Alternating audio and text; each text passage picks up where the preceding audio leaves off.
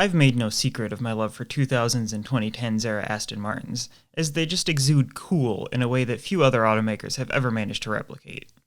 The Hot Wheels DBS is among my favorite premium castings, and I'm a big fan of the new Vanquish casting as well, so I was very excited to get my hands on this new DB9.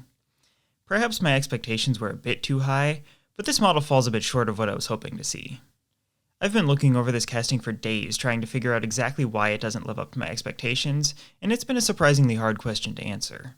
When I compare it to pictures of the 1-to-1 car, most of the proportions are pretty accurate, and it's fully detailed, which is normally the perfect recipe for success. The DB9 casting is a tad small, more Vantage than DBS, but Hot Wheels models are rarely perfectly to scale, so that's not the end of the world to me. I believe my problem with this model is less with the casting itself, and more with the execution of this particular example. These stance-friendly wheels and their stretched tires just don't match the character of an Aston Martin, and they make the ride height look a bit higher than it should be. This matte finish, charcoal-colored paint is also a bit unbecoming for an Aston Martin, as it looks more like it belongs on a BMW M car or perhaps just plasti-dipped on a drift missile. This paint also hides details, which is unfortunate because this Silver Series release gets plenty of nice detailing, including the silver vents on the hood and fenders. Even the grille that made Aston Martins of this era so beautiful gets lost in the charcoal paint. The grille also looks a little small, but that might just be because I'm so used to seeing the later facelifted DB9s. It's a similar story around back, as this model has both an Aston Martin badge and a DB9 badge, but you can barely see either of them against this charcoal paint. At least the brake lights are visible and look great, though I always picture DB9s with clear brake light lenses.